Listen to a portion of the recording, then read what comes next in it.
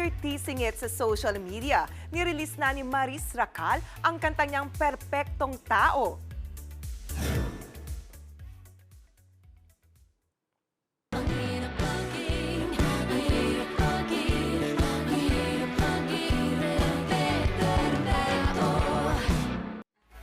Hugot na hugot si Maris. Mahirap daw maging perpektong tao.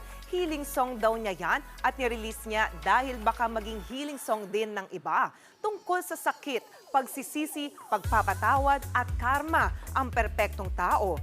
Pa-comeback ito ni Maris matapos ang controversial niyang o nilang cheating messages umano ni Anthony Jennings.